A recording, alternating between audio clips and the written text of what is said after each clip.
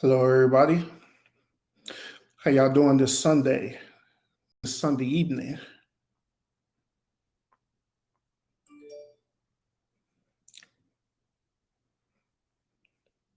How y'all doing this Sunday evening? I'm just trying to wait on more people to go ahead and jump on. Then I'm gonna go ahead and start this live podcast. Okay. The title, as you see, Dr. Umar Johnson. He said something very, very interesting about Derrick Jaxn. I'm gonna share this video with y'all. Once again, happy Sunday. Hope y'all had a wonderful day. Hope y'all had a great day. I know some of y'all will say church. Hope y'all had a great day at church. Hope that your pastor or overseer or bishop or whoever it was that was ministering to you a great word. But without further ado, let's go ahead and jump into this discussion, okay? Or bishop or whoever it was that was ministering to you a great word. All right, so I had ran across this video actually a couple of days ago of this video with Dr. Umar Johnson. Now, if y'all not familiar with Dr. Umar Johnson, he's basically a Pan-Africanist. He has a degree in clinical psychology. His specialty is on psychology with the children. Now, he been on Facebook, and on social media a lot for various things dealing with, Pan-Africanism. You may have seen him on a lot of different shows. He was on CNN and different other platforms as well. One of his biggest things that he dealt with, a controversy that he dealt with, he was dealing with his school. All right. So, but that's either here or there or whatever. Okay. But let me go ahead and jump into this discussion. All right. So once again, I ran across this video a couple of days ago. This video was actually aired, I think in beginning of April. So I want to just go ahead and share this video with y'all. Y'all just let me know what y'all think about it. I'm also give my commentary about it as we are going through it. All right, because he gives some very interesting details about Derrick Jaxn. Now, I know before I show the video, a lot of y'all saying like, oh my God, here we go again with Derrick Jaxn. What did he did this time? He didn't do nothing per se this time, but I just want to just get y'all feedback on this video, all right? I also open up the chat too on here, so y'all could go ahead and just come in and chat on here as well. I will be looking at it throughout this podcast, okay?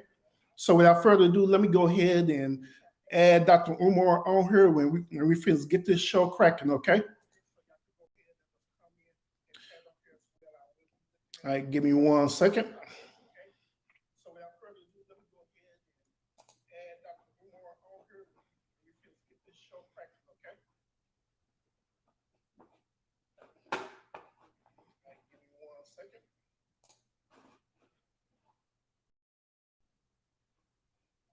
What was we were just talking about before she started getting into the financial stuff? She just wanted to vent about Derrick Jaxn. Yes. What do you think of, as far as that whole situation with Derrick Jaxn? Well, with regard to the Derrick Jaxn situation, I was unfamiliar with him. I had never heard the name until a few days ago. People started sending me the video, and they said that the radical black feminists on YouTube is starting a movement to shut down all of the male life coaches. So I was taken aback by that, radical black feminists, which is basically sisters who see the black male as it's not any one person. Right. Sisters who see the black male as the source of all of the black woman's problems. If there's a problem that the black woman has, it's the black man's fault. So they don't see racism, they don't see lack of opportunity, they don't see the black woman, all they see is the black man. It's always his fault. And now that's very interesting. So far he's saying that he wasn't aware of Derrick Jaxn until this movement came about where they trying to show all the male, I guess, relationship guru. So this is going to be an interesting take on this. So I'll be quiet. Let y'all watch. The message was to start a campaign to destroy all prominent black male life coaches on YouTube. So people were sending it to me as a warning or a heads up. So I took offense to it because unlike the Derrick Jaxns and the Kevin Samuels of the world, I actually have credentials. They don't. I'm actually a clinician. They're not. You understand? I actually been in the mental health field for 20 years. They haven't. And life coaching is probably the smallest piece of my overall puzzle of services that I offer to the community. Now, with that being said, looking at the Derrick Jaxn situation, there were certain contradictions I saw on the part of the sisters, quote unquote, exposing him. And I hate that word. But one contradiction, if you're doing this, his wife will know. If you're doing this to protect the sister involved, why not go to her confidentially, let her know what's been going on, and let her decide what she wants to do with it? Because if you look at the video that she did, it doesn't appear that she was in shock at all about what she heard.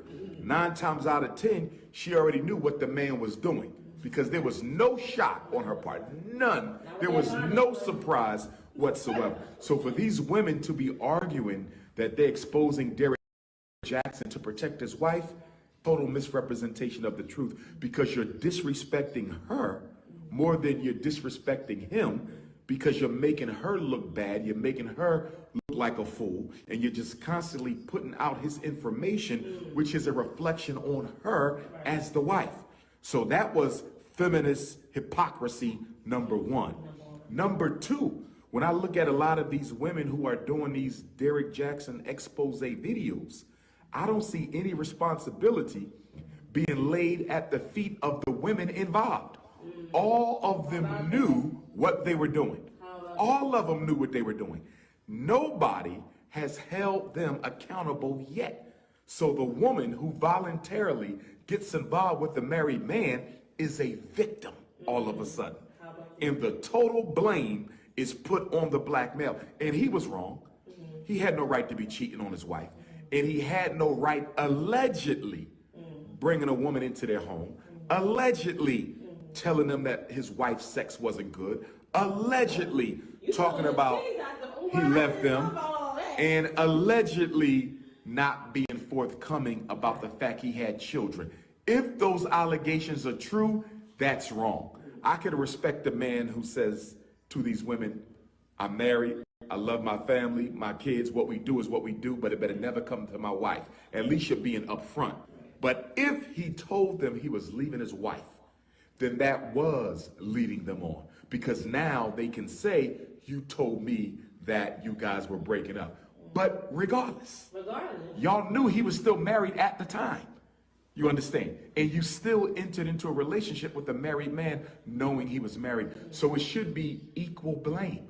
And when I hear people say things like, well, those women were not a part of his marriage. They didn't take the wedding vow. Derrick Jaxn took the wedding vow. Well, to me, that is just as hypocritical as not holding the women involved responsible, because we are a community. And as a community, as a black woman, you just as accountable to his wife as he is. Where is the sisterhood? Where is the community? Where is the all for one, one for all? To say these women are not responsible for what they did because they didn't take a marriage vow is the most European thing I heard all week. If you are a black woman and you care about other black women, then what you did to his wife is just as bad as what he did, if not. Hey, I just want to take the moment just to recognize Miss Valencia. She's tuning in for Louisiana. Welcome to the broadcast. I actually got family out there in Louisiana too. At Lake Charles, matter of fact, I got some family out there at Lake Charles too. Welcome to the podcast.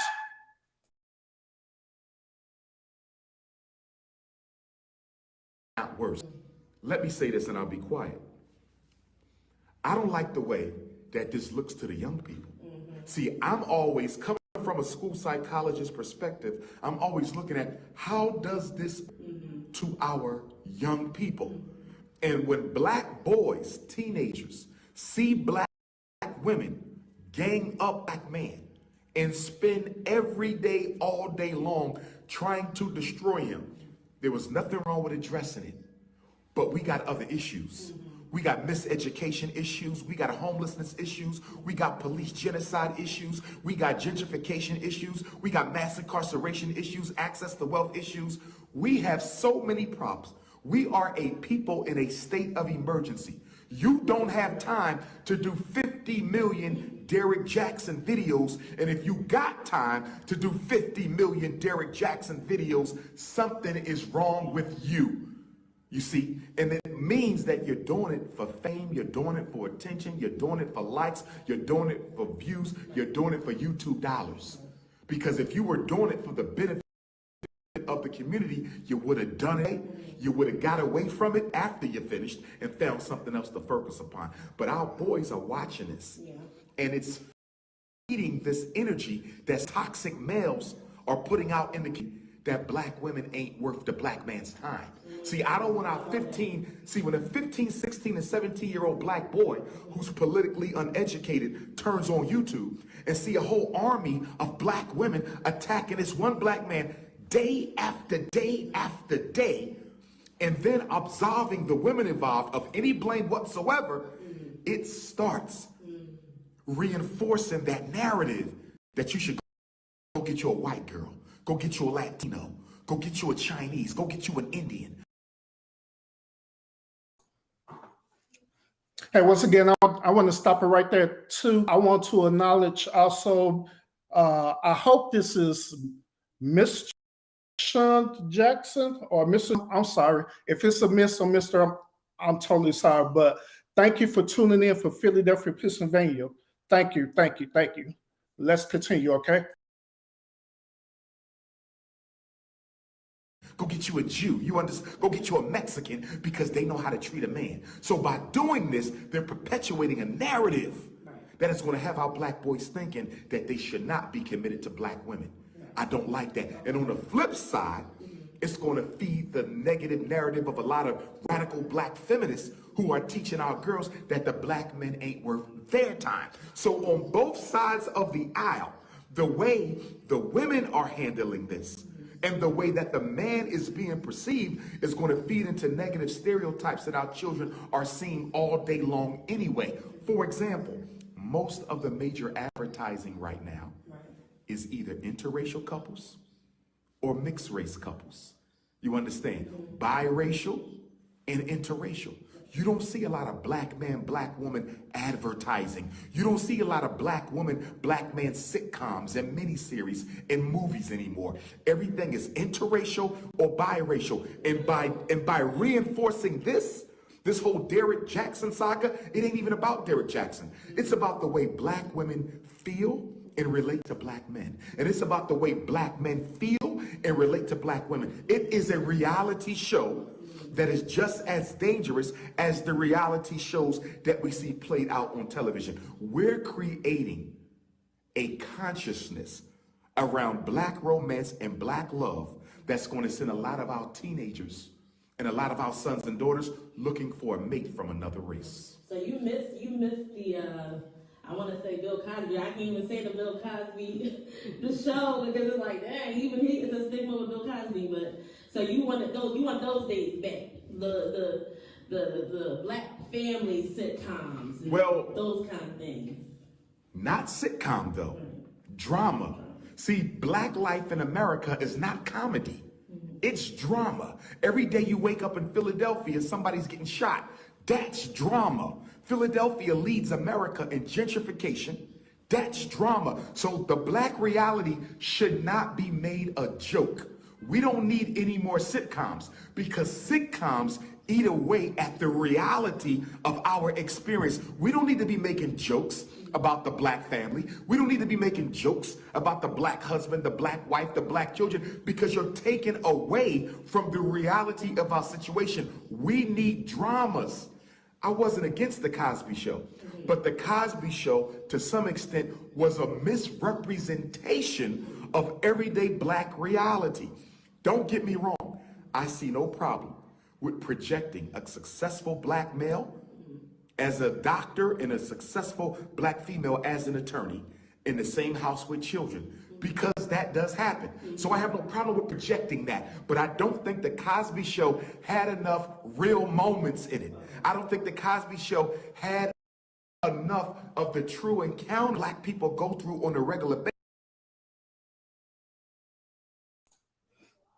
I'm just cutting it off right here. Once again, I want to acknowledge a couple of people who's joining us right now. And I got Miss Honduras. She's joining us from South America. Appreciate you. And I also have one of my fans that's joining me from YouTube right here. I can't pronounce your name, but I'll throw you up here just so I can acknowledge you. I appreciate y'all tuning in deeper with Dr. Umar is saying about this. He's speaking some interesting stuff too, and I'm gonna talk about it once when it's done. Okay. Basis to give it a real feeling. So even if they live in the suburbs, you could have showed a lot more about racism. You could have showed a lot more about poverty. I felt the Cosby Show was a distraction away from what the everyday black family really goes through, but could have been a blessing had they injected more of the everyday real life experiences for black people. But the reason they don't do that, the reason with these sitcoms, they don't put enough real life racism in them, is they're trying to attract the non-black viewer. They want white people to watch the Cosby Show. They want white people to watch Blackish. They want white people to watch these shows. And if you put too much racism in it, too much real life blackness in it, white people won't watch it. That's why none of the shows catered to black people really address the needs of black people, because you want to make sure white people don't turn it off. If there's one thing white people do not like, they do not like to see a mirror held up to themselves with regard to how they treat black people. The all white privileges, the first of all white privilege is the privilege to never be held accountable for how you treat black people. That's the first of all white privileges. So before I'm going to touch back real quick, with the Derrick Jaxn situation, I agree to a certain extent. However, I just think the whole it even being on social media thing is just like every day he's on there preaching about, you know, what guys need to do better, but it's like he's preaching, is it because he was actually doing those things himself? You know, it takes one to know one, you know. Oh, he was a hypocrite. You know, he like, was wrong. Okay, so we agree. He was wrong. That ain't the issue. So, he was dead wrong. Okay, that is not my problem. Also, for me, it was like our problem was people how focusing on the wife, like in the light of why she wearing a bonnet. It's like y'all. That's a strong woman. You know, that's a very strong woman. It's like, and they're attacking her for how she looks. It doesn't matter if she was Beyonce. Beyonce got cheated on. First of all, you know, her body. Let me tell you again. I'm always looking at things from the eyes of psychology. What I got from her in that outfit with the bonnet, what went over everybody's head, she dressed like that on purpose. Wow. There was a nonverbal message that she was communicating to anybody watching the video. And the nonverbal message was simply, I'm not buying this shit. Wow. See, if she would have got dressed up, then that would have communicated, I'm behind him, I'm backing this story, I believe everything he said. But the fact she came down to the living room in her pajamas was letting us know, don't fall for this, because I'm not falling for this. So I had no problem with the way she dressed. That was a message to us that I am not invested in the message he about to give y'all. We totally missed the point of the bonnet. The bonnet means I'm not connected. That was the bonnet's message. For sure. How one time? So we still running on the other audio? Okay, yeah, just let me know. And here's another conversation. And he's wrong. He's dead wrong. I'm not worried about him lying to the world, because 99% of the people on YouTube lie to the world. 99% of celebrities lie to the world. I'm not concerned about his lies on YouTube. We want to be entertained. And if the Negroes on the YouTubian universe don't care about truth. They care about likes and views. They care about being entertained.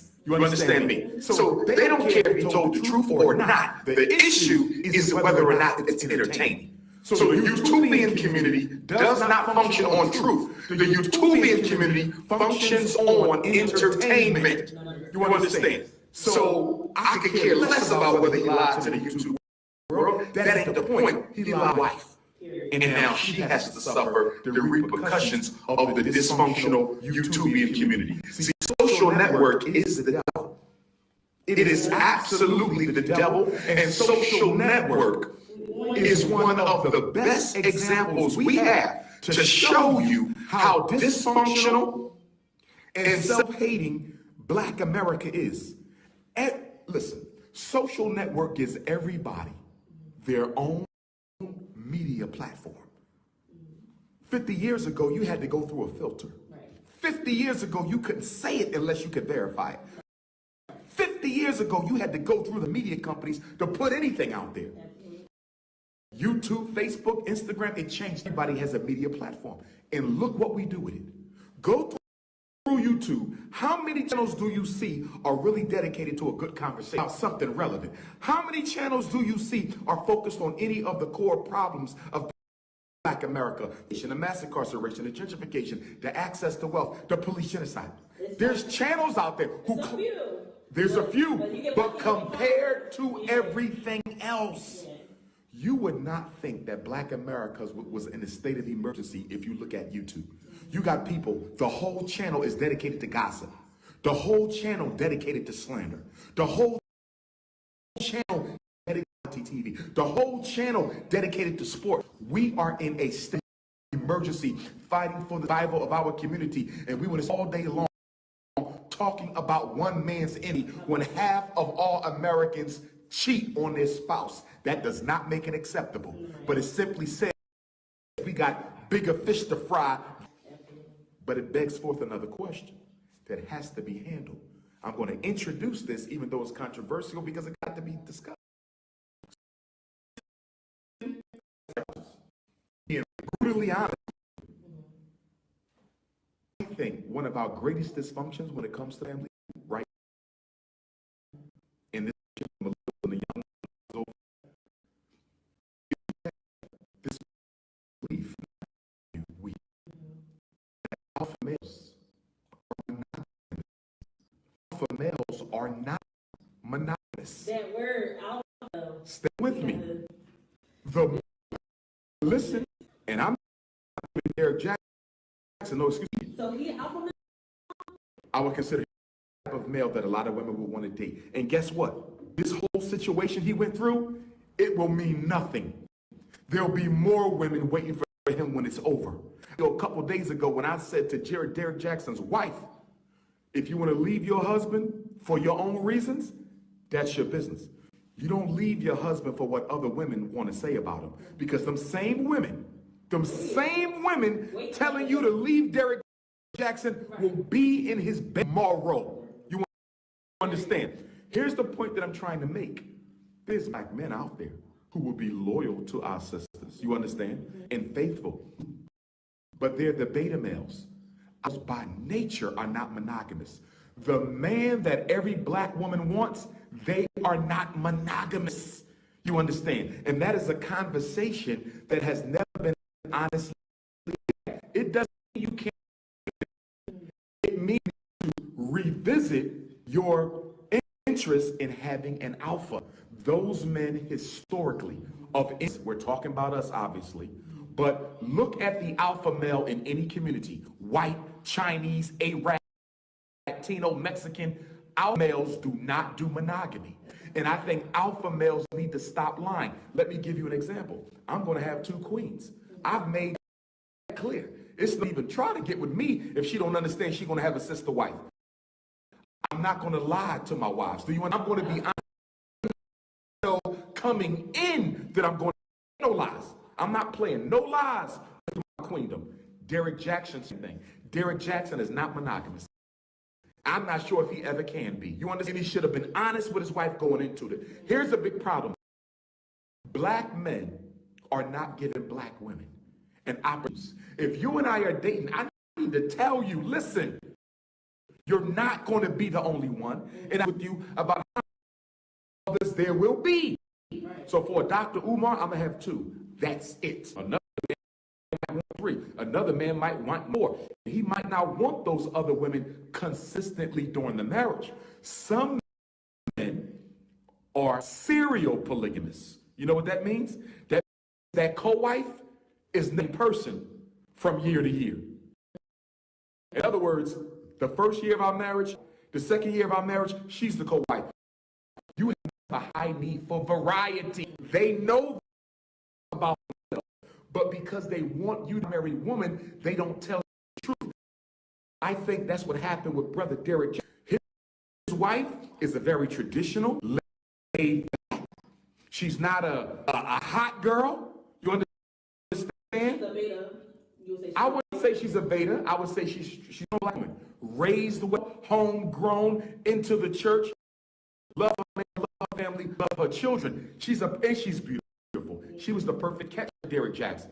But because she was so perfect as a woman to hold him down and help him lay his foundation, he misled her. He misled her about his true intentions.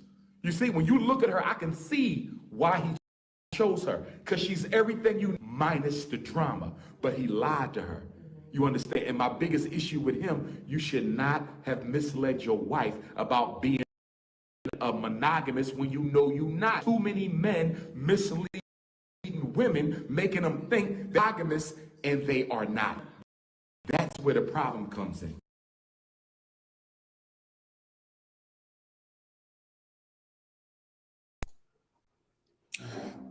So what do you think about that? Dr.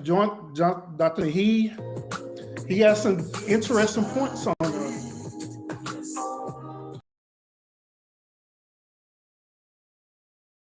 Hello. Hi, how are you? How old are you? But yeah, he got some interesting points on there. So what do y'all think? Me personally, I have to agree with him. I have to agree with him. Everything he was saying, it was concise, it was on point. Everything that he was talking about. Now I could sum up all what he said into one simple thing is that at the end of the day, we all agree what Derrick Jaxn did was absolutely wrong. We all agree with that. I agree with that. Everybody agrees with that, okay? And another point too is that him making a strong statement about his wife too, about how she wasn't tolerant going on, and that's the reason why she decided to dress how she dressed. I think that was a very strong statement, and that was a very good point, because there was a lot of people on social media trashing her about that, telling her that, well, you it yourself like this way, that way, whatever.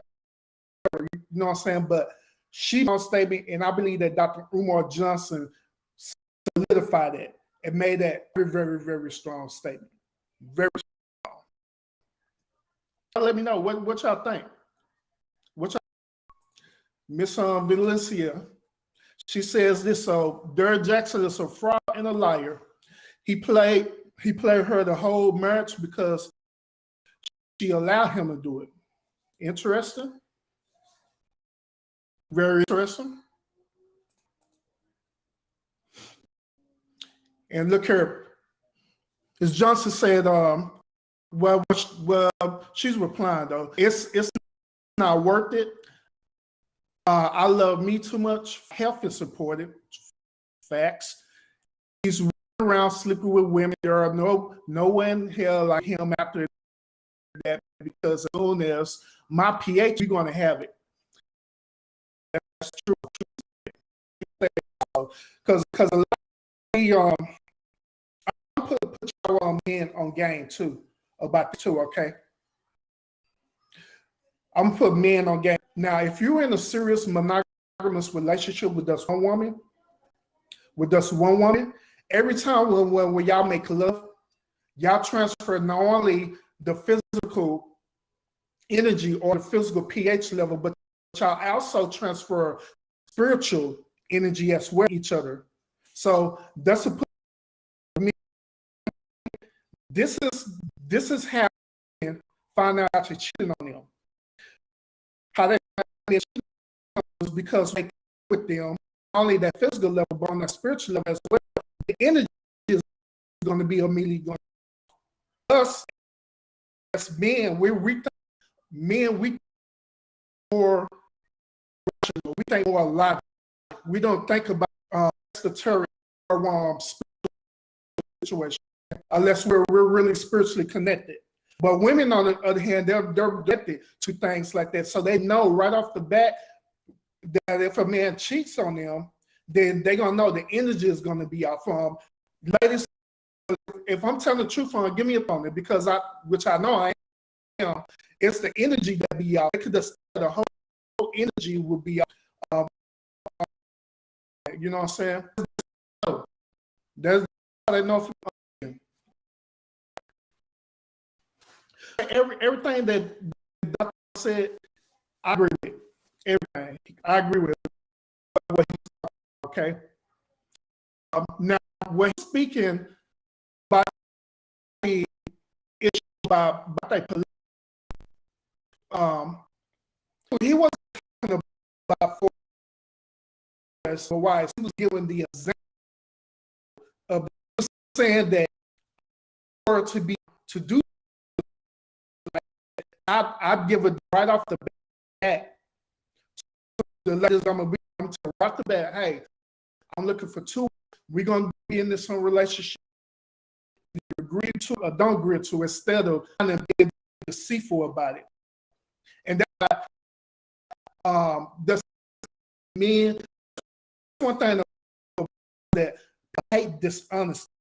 All right, you know that you don't want a relationship. You don't right off the bat. Say you don't want a monogamous relationship.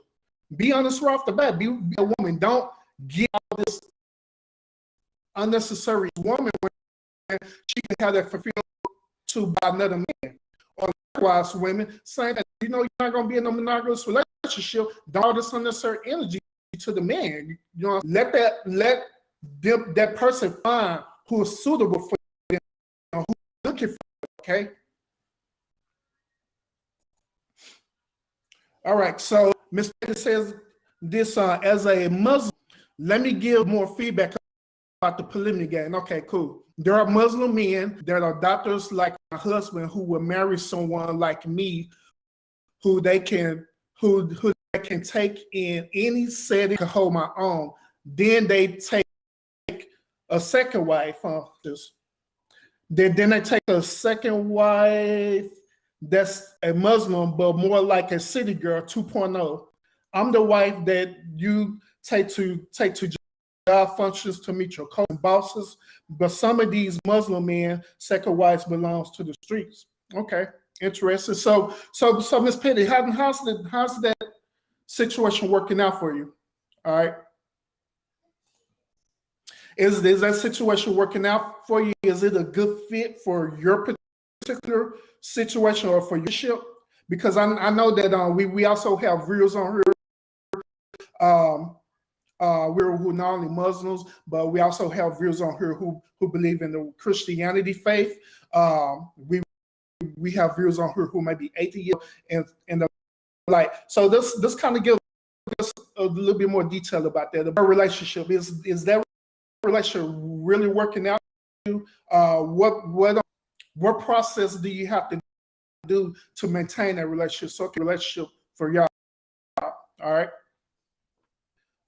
But once again, I appreciate all the feedback. I appreciate everything y'all giving the feedback and everything on this, because I think it's pretty good. I think this topic is very interesting. And I believe that this will probably be the last time I'll be talking about Derrick Jaxn. Unless something else, but more than likely it'll probably be my last time talking about Derrick Jaxn. Y'all tired of me talking about him.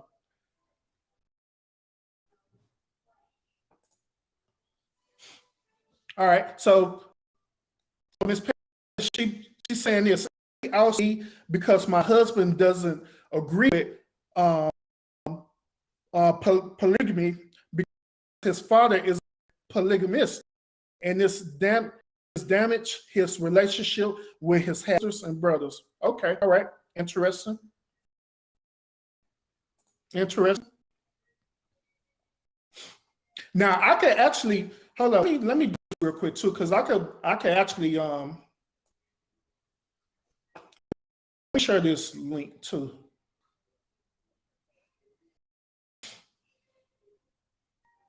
Now I just dropped the link. It should be coming up in a few minutes. Now, if you want to go on this podcast, I love to hear your voice.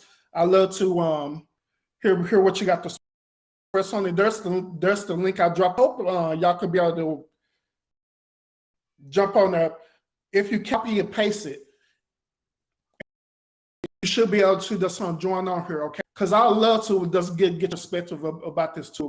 Because I believe this is a very interesting conversation, and also we kind of veering into more of the polygamy game and stuff. Miss Petty is giving a lot of insight about that as well, okay? All right, so Miss Johnson says she's replying to Miss Petty, by the way. Miss Johnson saying we have something in common. I'm married to a Muslim as well. Thank God my husband doesn't believe in having a second wife or woman, okay? But I'm a medical professional, so I maintain myself in a certain way in public, okay? However, when we are behind closed doors, I am every woman. Do you know what, Ms. Johnson? I am so glad, just speaking as a man, I am so glad that you are that way towards your husband, all right? I'm so glad that you're that way. Now, the reason why I'm saying this is because just me personally, I have reference. I prefer like right now I'm married. I prefer that my wife, she dressing in this way while we out in public. Well, she's modest. Now, when I say modest, I'm not talking about she's just super covered up. I'm not about that. I'm all for she wears certain clothing outfit where it shows her shape, her body, and all that stuff. So it gives me imagination, and I love to flirt with the moment while we out, especially while we out. But the point I'll make is that there are some women who goes over that where they be way too revealing. All right, and that's the thing that me personally I don't agree with. Now, if we're at somewhere like a beach or like that, then yeah, that's understandable. But if we just going to the grocery store, if we mall, that's just too much. And I just feel personally as a man that the things that I want to see for my wife, I want to see behind closed doors. You know what I'm saying? That's for me and that's for me only, not for everybody else. So that point that you made, I really agree with that. To be honest with you, many young men actually agrees with that too. At the end of the day, they want to have that privilege of having that, having that woman or their wife, to themselves where her body is, revealed to them in private. You know what I'm saying? Versus in public, where then they got to deal with all these thirsty dudes coming up to them and trying to talk to them and doing all this unnecessary stuff, But that doesn't mean, all right? That doesn't mean. But once again, I appreciate the feedback and I appreciate the love and everything in this podcast. I appreciate it all. And I did drop the link. I know if you're able to copy it and paste it onto, if you're using a or whatever, you should be able to copy and paste it. It should take you directly here. And if you want to join this panel right now, I will put you on this panel and we could just chop it up and have a discussion even in further detail about this, okay?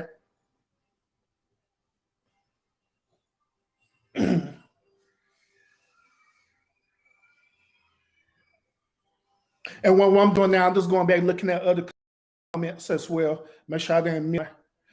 Now, those for you who were just now joining me, as you see the topic we was discussing about Dr.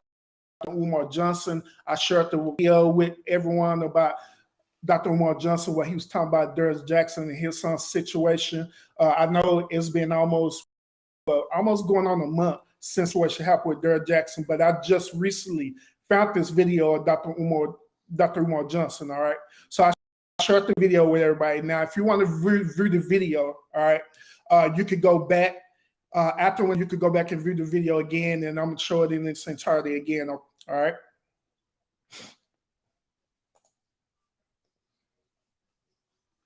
All right, Miss Valencia, she's saying this. She's saying, I am a single woman, and I never will agree to sharing my man. I truly believe God created relationships to be with a man and a woman. Okay. I agree with that. And from your point of view, you're coming from, well, what point of view are you coming from? Are you coming from a Christian worldview? You coming from, does it being spiritual? Or what's your belief behind, what religion are you coming from behind that thought, Miss Valencia? Yeah, that's how we know. Because like I say, we have a lot of people on here right now. Everybody got different worldviews on here. We got some who are Christians, Muslim, they believe in Muslims name, sorry, Islam. Some people, believe in the Islam faith. We have some that are atheists on here. We have people who are spiritual. We have people who are Africanists on here, Pan-Africanists, that's different one. Okay, Christian, all right, cool.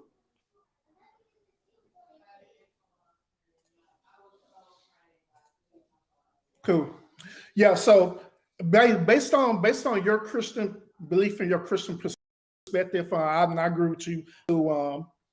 But also this is that my other perspective about this is this. And this is what Dr. Umar Johnson was saying too about this. Is that I also believe that there are some people who are not designed to be in a monogamous relationship. Period. The only reason why they get into monogamous relationship, and this is just my perspective, the only reason why they get to monogamous relationship is because of the social norm. They feel that if they don't do this according to the social norm, then they'll feel like they're different, or they feel like the cultural outcast them. They'll feel like they are the devil, or any of these type of things. You know what I'm saying? So I honestly also believe that there are certain people out there who don't belong in monogamous relationship. It's just hard for me to describe. Maybe their spirit just can't function with being in just a relationship. Them one of these type of people where they just got to be, just in and out, hit it or quit it, if it's a man or woman, So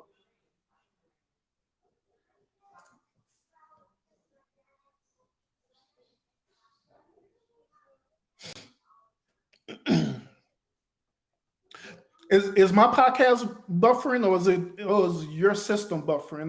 Let me know, Miss Petty. Because if mine is buffering, then I can make adjustments. Is it mine or yours?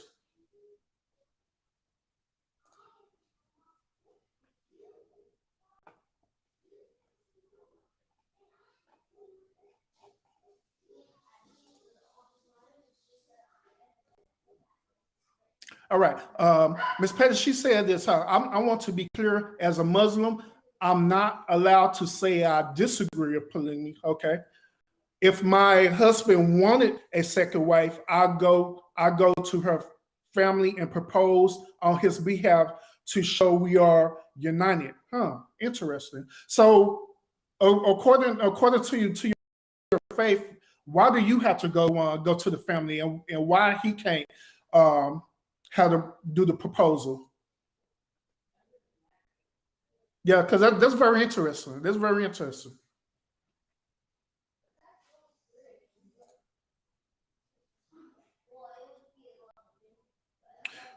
All right, Miss V. First of all, thank you so much for being on here during the podcast. Let me go ahead and read yours. Me personally would not be with a man Me personally would not be with a man who needs more than one woman. However, I'm not one to judge others who do. Just be honest upfront with each other, the relationship, and I agree with that. And that's also the point that Dr. Umar was saying too. Towards the end, he was saying the very exact same thing. He was saying, like, look, at the end of the day, once y'all just be straight, just be honest with each other. If you know that you one of these, he said he used the term alpha. If he said that if you know you one of these alpha men or alpha women, and you can't function of being in just in one relationship, being in a monogamous relationship, flat out honest and let you know what the tension is up front. That way you give that person a choice to choose if they want to pursue it or not. All right. Okay. All right, Ms. Faye, you're saying this the podcast. All right.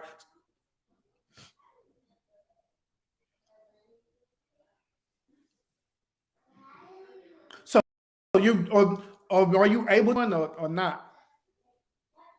When you click on the link, were you able to join it, or is it because of my system keep cutting in and out? Because you're saying that Facebook is cool on Facebook, right? Because I'm viewing on Facebook right now too.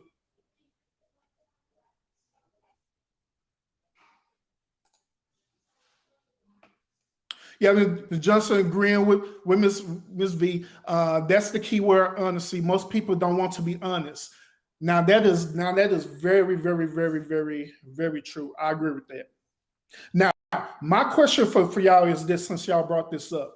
Why is it hard for people to be honest?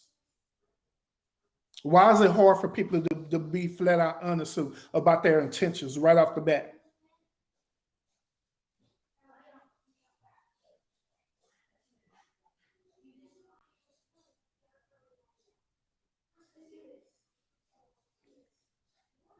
While y'all typing away on there, I'm gonna give you my point of view. Now, from my point of view, the reason why I feel that it's hard for many people to be flat out honest is because deep down inside, that person fear of getting hurt.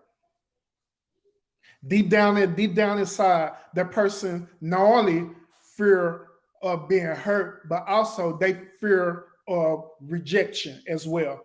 And this is especially true for men. All right. No. I take that back. Not for men. That's only true for men who are weak-minded. All right. Men who are strong-minded, they get rejected. They don't care. They're just gonna go to the next person and try to shoot their shot or whatever. Okay. But weak-minded men, on the other hand, they have a fear of rejection. All right. So when they get rejected, it does something to them. It does something to their pride. All right. And this is also, and I know it's a lot of ladies on here, but I'm gonna be real with y'all. A lot of y'all ladies, y'all also have a fear of rejection too. Want to know how I know why? I'm gonna tell y'all why. The reason why is because many of y'all ladies or many of y'all women, y'all so used to men always coming up and approach you and stuff, right? Y'all used to men always, want to either give you some type of compliment about your beauty or whatever, or give you some type of attention. But when it comes to the point of that woman trying to, shoot her shot with a man or interested in a man, and that man reject her, I guarantee that many of you ladies is going to feel some type of way because y'all not used to that level of rejection as men are. All right, if that makes any sense. Y'all used to the attention. Men not used to that attention. So when a man reject a woman like that, the very first thing y'all gonna think about too is this. The very first thing y'all gonna say is this, is that he must be gay. Am I lying? Am I lying?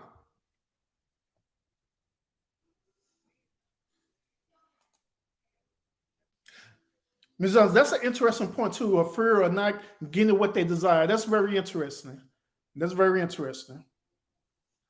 When I think about it, I actually agree with that because it makes sense. that your point too still goes with the point what I'm talking about too, as far as women, if they get rejected. All right.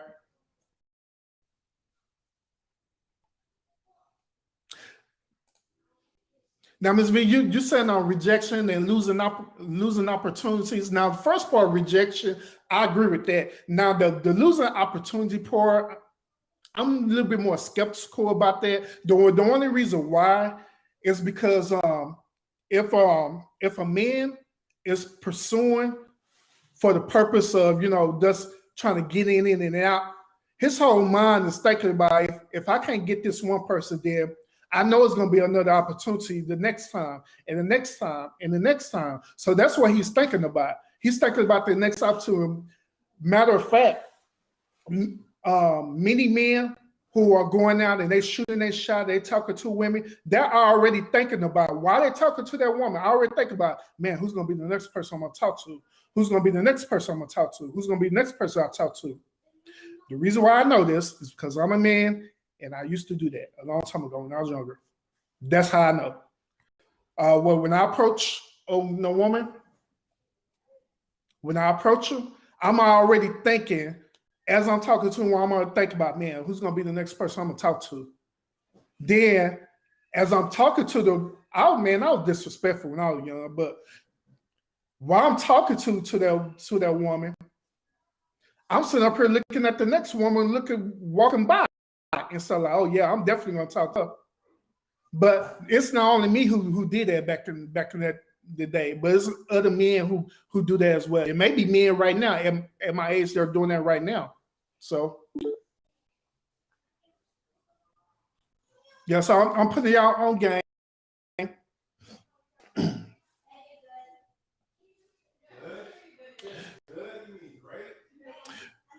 All right, everybody, I got somebody I'm gonna add on to the stream. Is Muslim wife. Let's go ahead and jump on.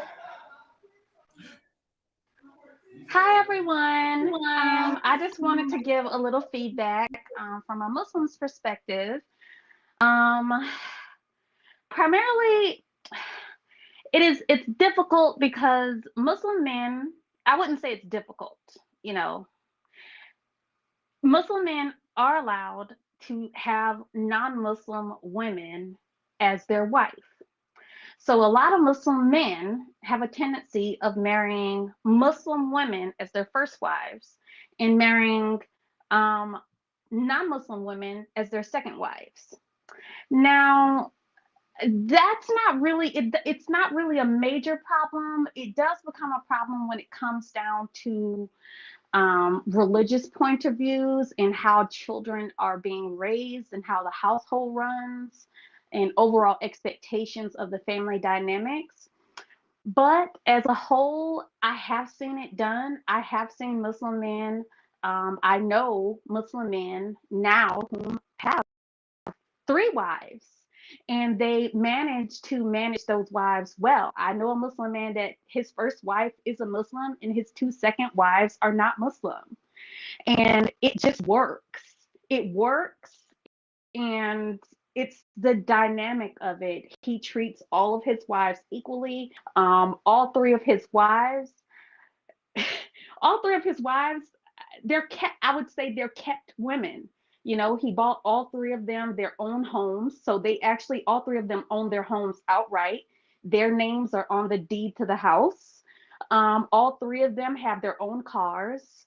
And all 3 of them, it's either they are gainfully employed or they actually own their own business. Actually, one of them, she doesn't even work. So she doesn't even work. So it's definitely possible, but it has to be an understanding between the women, because I personally wouldn't have a problem with bringing in someone else. Actually, I have I have proposed once on his behalf, and unfortunately, well, not necessarily proposed, but I did speak to someone on his behalf, and unfortunately, he did not feel the connection with her. And also, as I said before in a chat, that he is not, he has grown up with it, and he has seen that in some settings, if the man is not,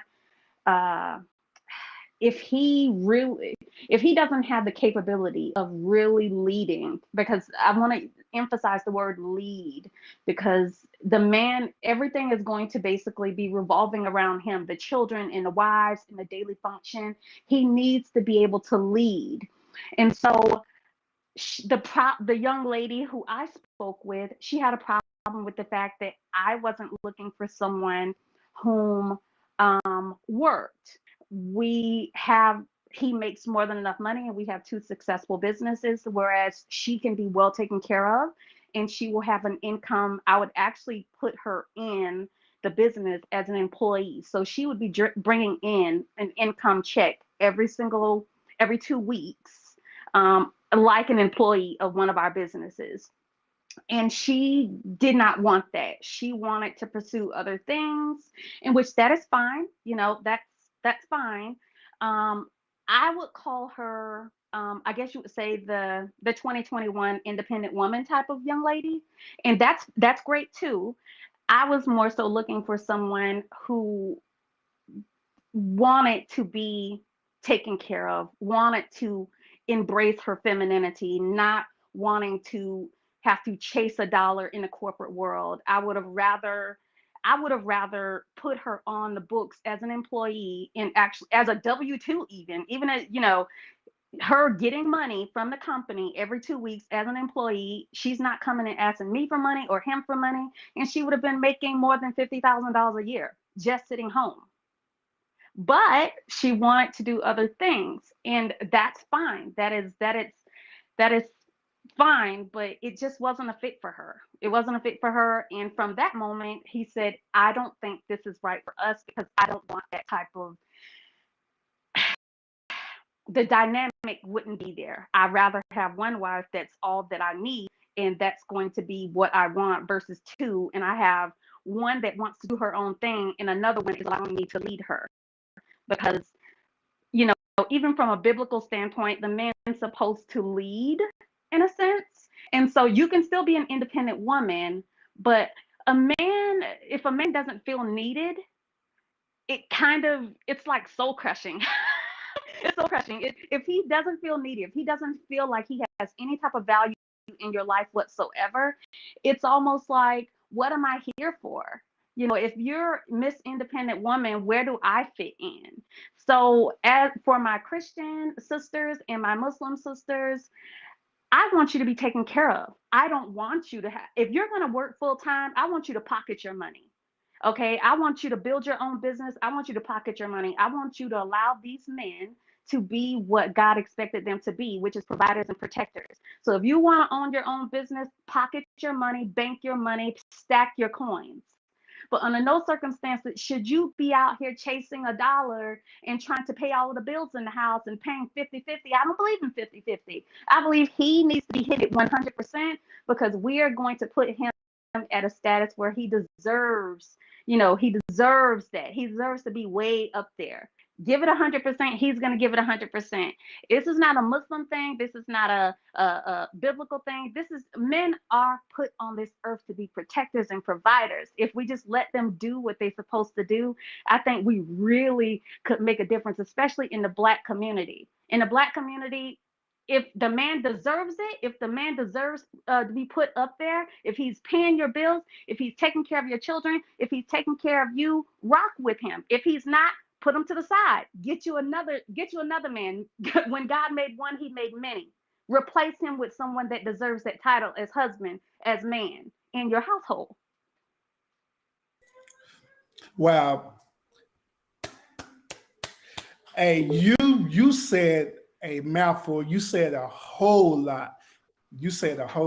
Now there's a couple of things that I just want to touch on. All right. Now, one part you was making a huge emphasis about the I guess the financial part, right? Yes. The financial part. So is Yes. it important in the Muslim belief for that man to be financially stable in order to handle not only his wife, 150%. 150%. If he is not able to take care of both wives, and it doesn't matter if one is Muslim and one is Christian, he's supposed to be able to treat us equally, emotionally and financially.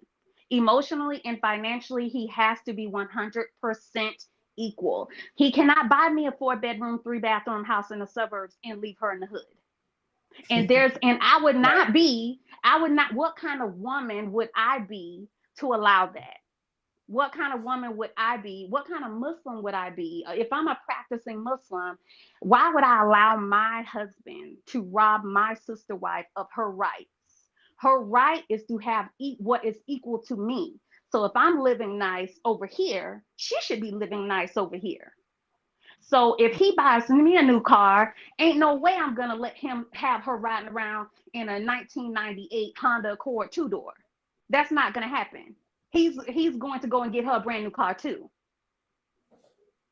And and I know a lot of people, they talk about pH and STDs and stuff. Let me just give a little feedback on that as well, because I don't want people to think that, these Muslim men are out there just slanging schlong everywhere. Okay, that's just not what's happening here. A lot of we obviously, when a man is getting ready to bring another wife into the house, everyone agrees to be regularly tested. The women do attend an OBGYN. The women do, we do get tested. You would get tested if you have another wife. And this is not a one-time thing. This is regularly. Annually, you all are going to be tested. Okay. And this has everything to do with trust.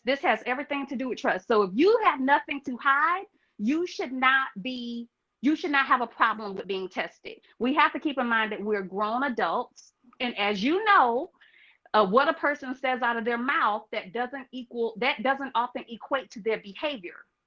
They can say one thing and they can do another.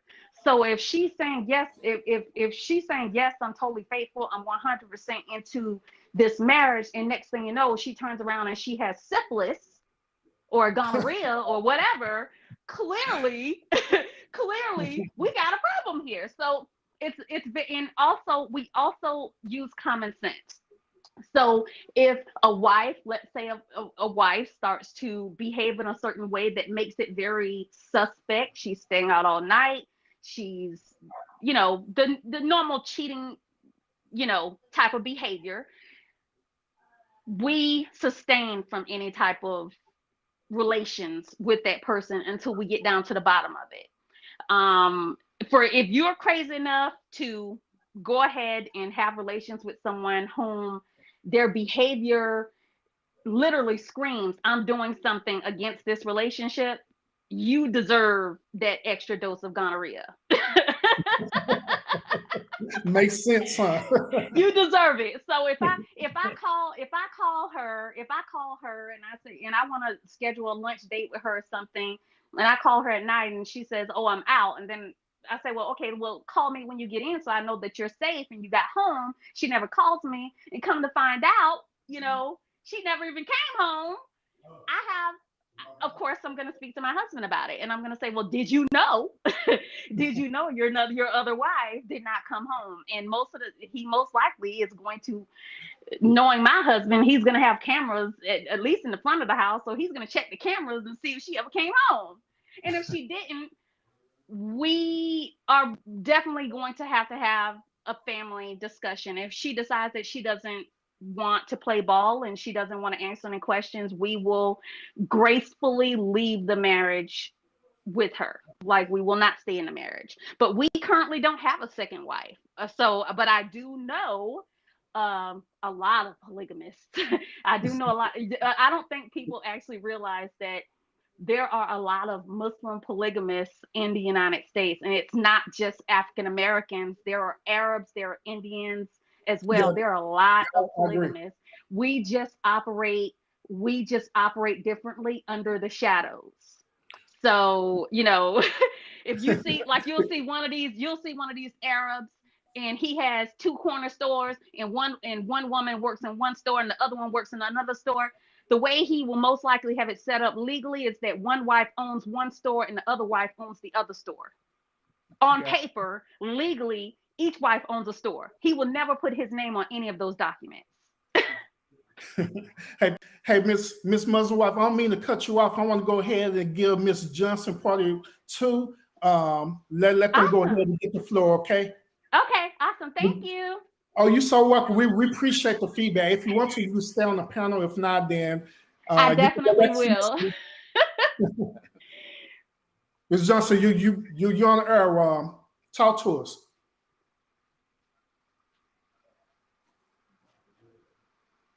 Hello. Are they there? Are they there?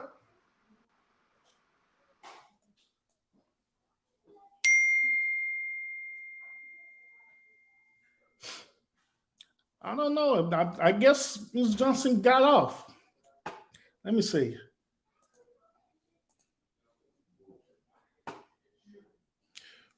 All right, Johnson, part 2. I do got you online. Say something. If not, then I'll get you off.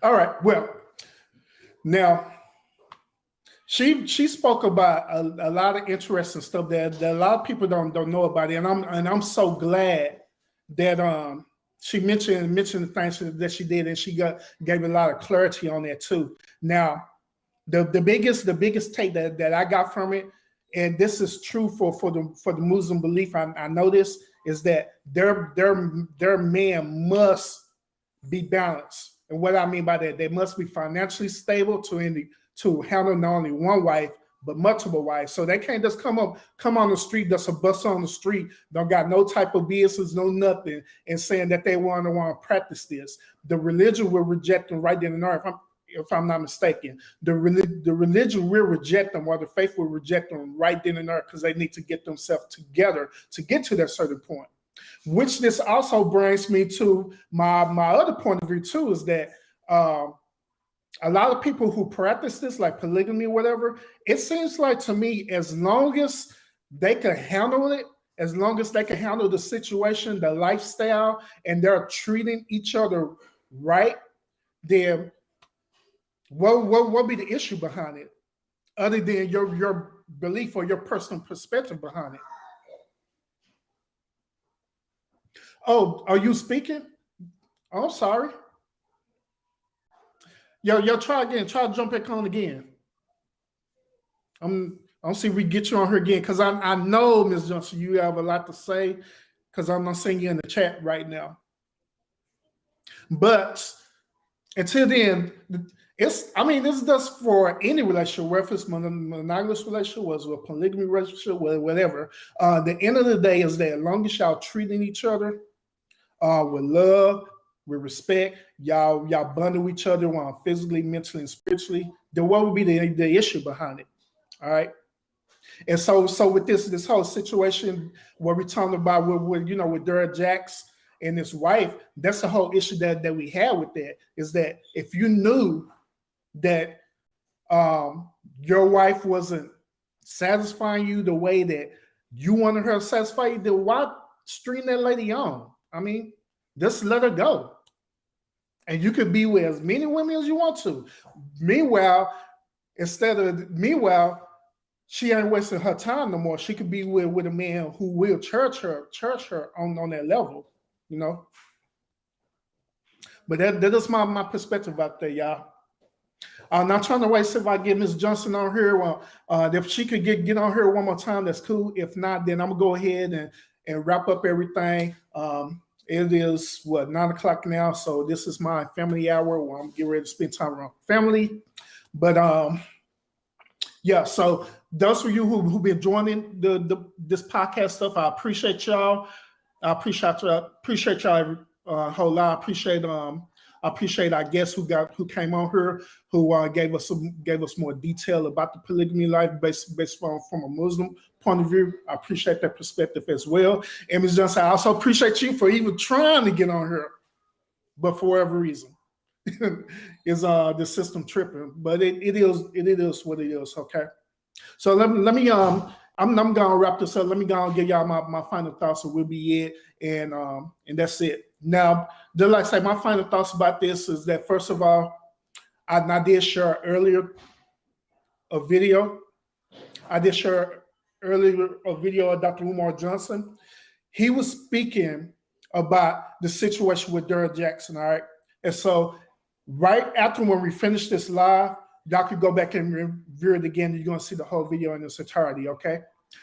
So long story short, Dr. Umar Johnson, he was pretty much saying that the things that Derrick Jaxn did to his wife, he agreed with everyone was saying he was wrong for that, all right? He also gave a little bit of insight of how this situation was straying away people from focusing on more important issues. We all agree to that. And I was saying y'all on when I was doing another video about this, y'all was expressing that faithfully about, man, there are more important things to talk about than this. But me as a podcaster, I have to bring it up. You know what I'm saying? Because it's social media, all right?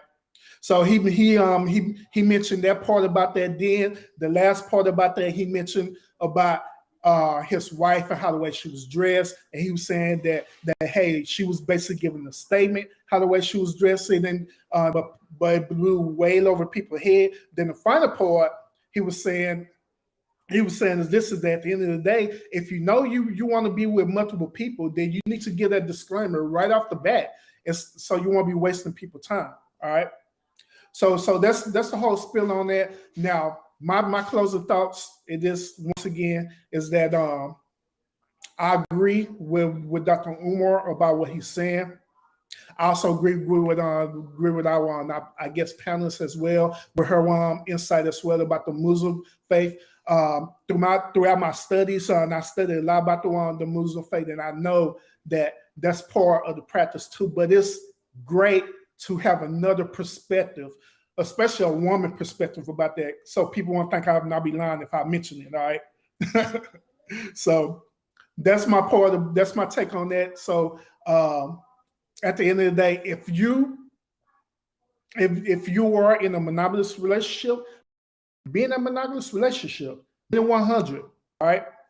If you think about being in a polygamy relationship, hey, I'm not here to judge you. Long as it works out for you and for the participating party, then hey, it works out. You know what I'm saying? So that's on y'all, all right? So I'm wrapping this thing up. And I'm gonna be dropping more videos pretty soon.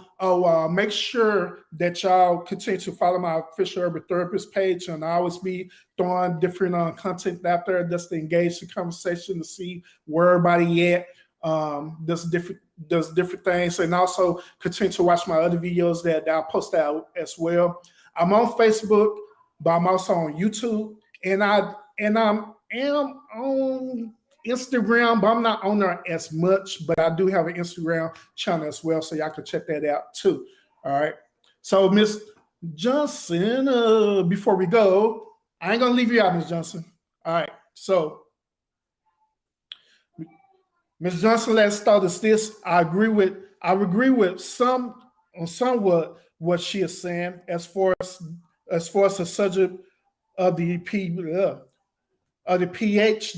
This refers to Derrick Jaxn type of people. Myself, as a Christian, I will have no interest in sharing my husband. Of all things that I am having to give or share with other people, I would love to have something for myself, and that would be my husband. I keep it short. I know it's fine too, because I got you, Ms. Johnson. And once again, that's what I'm saying. Like, even for the Christian faith, you know what I'm saying? If y'all believe in a monogamous relationship, there ain't nothing wrong with that. Be with that person who wants to be with you for you. And one wisdom and advice I could give to y'all too, before I leave, is that make sure when y'all dating a person or talking to a person, make sure you take the time to know that person on a mental level, and also know that person on a spiritual level too. Because them are the two most important things. You need to know where that person's mentality is at. You need to understand if that person have any type of trauma in their life. Okay, if they have any type of trauma, them are the type of questions that you need to ask that person. Like, hey, have you ever any trauma in your life? Let's talk about that. If you're comfortable, talk about that, because you need to understand where that person is at.